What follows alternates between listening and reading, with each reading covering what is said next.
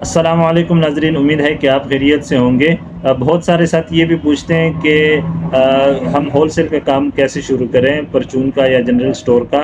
تو اس کی میں آپ کو ایک مثال دیتا ہوں اپنے دکان کے حوالے سے ہی، اپنی ذات کے حوالے سے، تاکہ آپ کو صحیح سمجھ آ جائے۔ مثال کے طور پہ میں ایک ریٹیلر ہوں، اس وقت میں ریٹیل کی شاپ کر رہا ہوں۔ اب میں چاہتا ہوں کہ میں اس کو ہول سیل میں کنورٹ کروں، یعنی کہ یہی ساری چیزیں دکاندار مجھے ٹچ کریں، دکاندار محلے کے ہو، گاؤں کے ہو، وہ میرے پاس آئے اور مجھ سے سامان خرید کے وہ آگے بیچے۔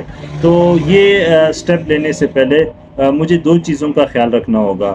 سب سے پہلی بات کہ میرے پاس پیسے ہوں، میرے پاس جو اماؤنٹ ہو کم از کم 40-50 لاکھ روپے اماؤنٹ ہو، تب جا کے میں اس ریٹیل کو کنورٹ کر سکتا ہوں ہول سیل میں۔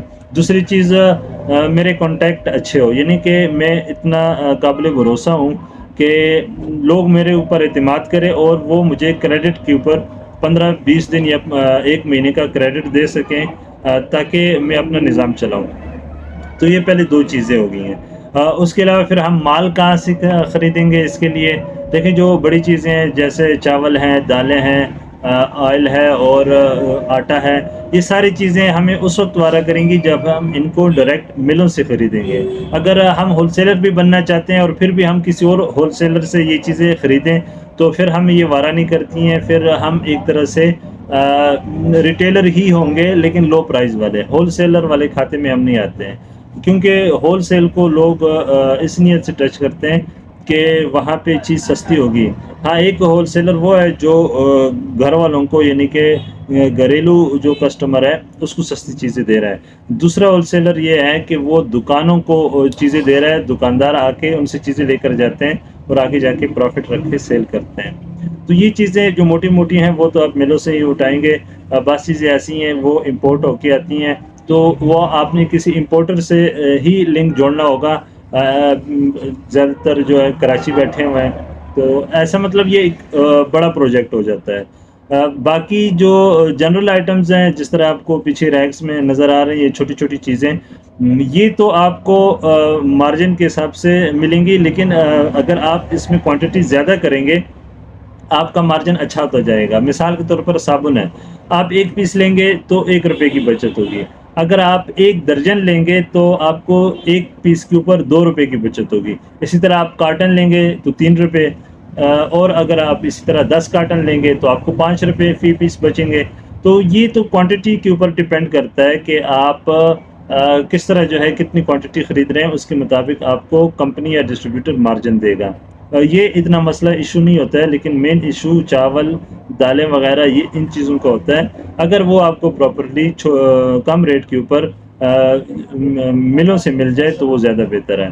اچھا، بعض ایسا بھی ہوتے ہیں کہ گڈ ول کی وجہ سے آپ کی ریپوٹیشن اچھی ہے، آپ کو یہ ساری چیزیں کریڈٹ کے اوپر بھی مل جاتی ہیں، تو وہ بھی ایک اچھا آئیڈیا ہے کہ 15 دن، 20 دن یا مہینہ آپ یہ چیزیں سیل کرتے ہیں، جو پیسے اکٹھے ہوتے ہیں آپ مل والوں کو بھیج دیتے ہیں۔ تو یہ بھی لوگ کرتے ہیں، اس طرح بھی ہوتا ہے بعض۔ اچھا، اسی طرح فائدہ ہے کہ کمپنیز اپنے ریکس آپ سے خرید لیتی ہیں آپ کی دکان کی، وہ ریٹیل میں بھی کرتے ہیں، ہول سیل میں بھی کرتے ہیں، لیکن ہول سیل چونکہ بڑی مارکیٹ ہے تو اس میں وہ ان کو زیادہ رینٹ بھی دیتے ہیں، تو ایک وہ بھی پروفٹ کی شکل میں آپ کو آ جاتا ہے۔ یعنی کہ فائدہ تو ہے، لیکن دو چیزیں جو میں نے آپ کو بتائی ہیں کہ آپ کا تعلق کا مضبوط ہو اور دوسرا آپ کے پاس کھلا پیسہ ہو، یعنی کہ مطلب 50-60 لاکھ روپے ہوں گے تو ہی آپ ایک مطلب چھوٹی لیول سے ہول سیل شروع کر سکتے ہیں۔ باقی تو بات یہ کروڑوں تک جاتی ہے، جتنا گڑ ڈالو گے اتنا میٹھا ہوگا، لیکن بیسیکلی اگر آپ مطلب ایک ریٹیل سے تھوڑا سا اوپر آ کے ہول سیل پر آنا چاہتے ہیں تو اس کے لیے بھی آپ کو مطلب 30 سے 50 لاکھ روپے چاہیے ہوں گے۔ امید ہے کہ آپ کو تھوڑی بہت مطلب انفارمیشن ملی ہوگی۔ اچھے اچھے بتانے والے بیٹھے ہوئے ہیں، تو آپ ایک کے اوپر ڈیپینڈ نہ کریں، یعنی کہ آپ نے میری بات سنی، اب یہ نہیں ہے کہ آپ سٹیپ لے لیں گے، آپ سرچ کریں، مزید آپ کو کوئی اچھی انفارمیشن مل سکتی ہے۔ میں آخری نہیں ہوں، اور کیونکہ میں بھی اپنے ذہن کے مطابق، اپنے نالج کے مطابق مشورہ دے سکتا ہوں، وہ پتھر پہ لکیر نہیں ہے بات۔ تو مزید آپ جو ہے ہماری ویڈیو دیکھنے کے لیے ہمارے چینل کو بھی سبسکرائب کریں اور ویڈیو کو آگے بھی شیئر کریں. مجھے اجازت دیجیے. اللہ حافظ.